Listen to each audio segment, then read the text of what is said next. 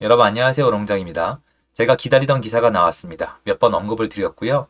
이렇게 돼서 잘 됐다가 절대 아닙니다. 굉장히 유감스러운데 이런 기사가 나와야 돼요. 나와야 되고 이슈화 돼야 되고 이게 뉴스에도 나오고 있거든요. 이거를 이슈화 시켜야 합니다. 어쩔 수가 없고요. 앞으로의 시장에 준비할 때 이게 어떠한 참고사항이 될지에 대해서 말씀드리고 싶어요. 시청하시기 전에 구독하기, 좋아요, 멤버십 부탁드리고요. 멤버십은 매주 토요일 라이브를 진행하고 있습니다. 그리고 이제 정규 강의 15기는 접수 기간이고요. 요게 6월 8일까지 3일 정도 남았습니다. 그리고 자세한 내용은 아래 링크에서 확인이 가능하세요.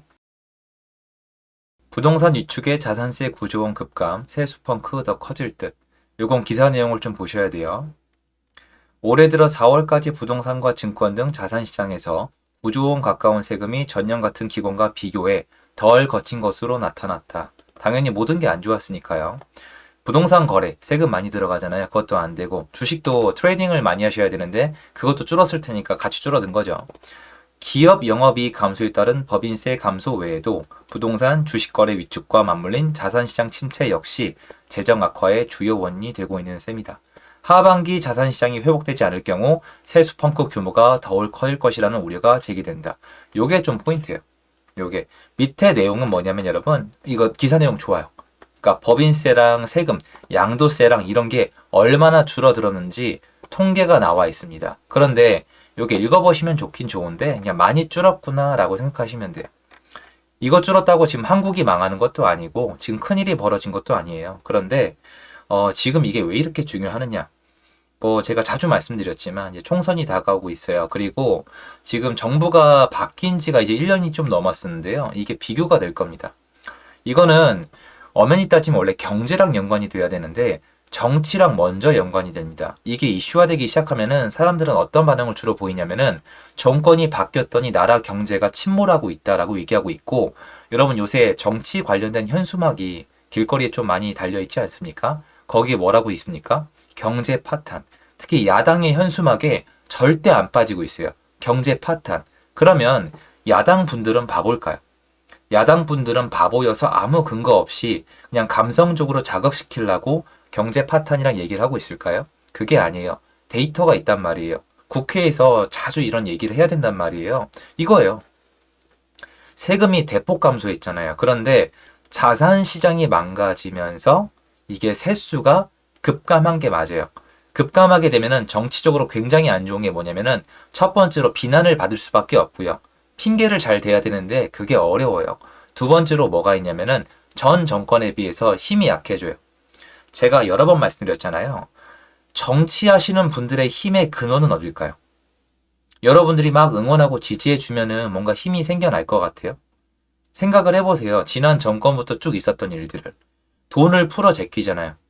자기 돈으로 할 수 없는 규모의 사업들을 하고 절대 풀 수 없는 돈의 규모가 존재하잖아요. 그 모든 게 세금이에요. 부채든 뭐든 다 세금입니다. 그런데 쓸 수 있는 돈이 줄어든다. 그럼 어떻게 돼 있냐? 정치하시는 분들이 국민들한테 퍼줄 수 있는 힘이 약해요. 그런데 사람이 이게 문제예요. 이게 좋다, 나쁘다, 옳다, 나쁘다, 이게 무슨 사회주의다, 공산주의다, 민주주의다, 이거 전에 인간의 본능 중에 절대 바뀌지 않는 하나가 있어요. 자기가 어떤 사상을 갖고 있든지 간에 내 앞에 사람이 지원금을 100만 원 받다가 내가 못 받거나 앞에 사람이 100만 원 받다가 내가 50만 원 받으면은 지금 정치인을 지지하질 않아요. 이거를 정치하시는 분들은 역사적으로 알고 있어요. 최소한 가장 적어도 예전 기존 정권이 해주던 만큼은 해줘야 돼요. 지금 보시면 뭔가 보조해주는 거 거의 대부분 늘리고 있어요. 출산 관련해서도 그렇고 잘라낸 게 있긴 있어요. 지난 정권의 어떤 정책에 대해서. 그런데 웬만해서는 복지는 늘린단 말이에요. 안 늘리면은 굉장히 싫어요. 왜냐면 부자들의 정치란 얘기가 들어올 수밖에 없거든요. 그러면 이 내용에 대해서 여러분이 공감하신다면 지금 현재 여당이 취할 수 있는 방법은 뭐가 있을까요? 맞아요. 자, 여러분 보세요. 전세를 없앤대요. 제가 이제 예전에 요거 나오면 말씀드리려고 했거든요. 제가 이거는 다른 자리에서 얘기한 적이 있어요. 요거 나오면 말씀드리려고 그랬어요. 전세를 없앤대요. 제가 차에서 말씀드렸는데 전세를 없애면은 전세입자가 택할 게 없습니다. 그런데 전세입자는 세금을 안 내요. 이상하게 듣지 마시고 세금 얘기만 해요, 우리. 그런데 집주인은 세금을 내요. 그런데 전세를 못 가게 하게 되면은 뭘로 가야 되느냐? 전세를 못 가게 하게 되면 월세를 내게 됩니다. 그런데 월세를 내잖아요? 그럼 집주인이 그걸 가지고 소득세를 또 내니까 결국 세금이랑 연동이 돼요. 근데 전세는 사실은 은행의 대출이자가 더 많지 이게 아직은 월세만큼 뚜렷하게 집주인들의 세금 신고로 완전히 이어지진 않거든요. 옛날에 비해서는 엄청나게 발전을 했지만 그런 면에서 월세까진 괜찮다 쳐도 전세는 국가 입장에서는 별로 안 좋아요. 은행만 재미를 보거든요. 그러면 전세가 아니라 매매를 택하게 되면 사람들이 어떻게 될까요? 그렇죠? 세금을 많이 내게 되고 거래를 많이 하게 되면 세수가 늘어나게 됩니다. 그리고 부동산이 살아나면은 그 외에 다른 사업들이 살아나면서 국내 내수 경기가 살아나는 게 참 슬프게도 역사입니다. 그래서 세금으로 퍼줄지 아니면 부족한 세금을 다시 자산시장으로 메꿔 넣을지 이게 역사의 반복이었고요. 여기엔 여당, 야당이 없었습니다. 그러면 이런 생각을 하실 거예요. 네 말과 다르게 정부에서는 집 사는 걸 장려하지 않는다. 국토부 장관님이 가격이 더 내려갈 거라고 했다. 그런데 거래량은 살아나고 있고 규제는 풀려고 노력하고 있고 다만 야당을 통과 못하는 것 뿐이고 게다가 특례 보금자리론이 왜 존재할까요? 대출을 내려주고 풀어주는 방향으로 가고 있습니다. 보시면은 모든 방향이 사실은 어떤 발언과는 다르게 집을 사는 방향으로 가고 있는 게 맞아요. 폭등해라, 투기해라 이런 게 아니에요. 다만 사람들이 전세가 아니라 매매를 택하는 방향으로 어찌 됐든 간에 어떤 이유든 간에 그쪽 방향으로 가고 있는데 제 생각에 이것과 무관하지 않아요. 왜냐? 총선 패배하면은 여당은 앞으로 일 못해요. 지금 왜 그러냐면 이미 그렇거든요. 부동산 관련돼서 뭔가 통과가 되는 게 없어요. 야당이 거대하기 때문에 전부 다 눈치를 봐야 되고 통과를 못하고 있고 맨날 싸움만 하고 있습니다. 자, 이제 1년이 지나갔어요. 앞으로 현재 정권이 기간이 3년 넘게 남았고 4년 가까이 남았습니다. 그러면 이 3년 반, 4년 이 기간을 지옥같이 아무것도 선택을 못하길 원할까요? 아니면은 다시 국회의석을 많이 차지해서 결정권을 가져오길 바랄까요? 정치는 결정권이 정말 큰 힘이죠. 그걸 위해서는 나중에 총선 공약이든 뭐든지 간에 사람들한테 뭔가 좀 많이 해줘야 돼요. 야, 우파와 좌파는 다르지 않냐? 늦었죠. 전 늦었다고 봐요. 사람들은 이미 국가의 도움, 국가의 돈을 쓰는데 익숙해져 있습니다.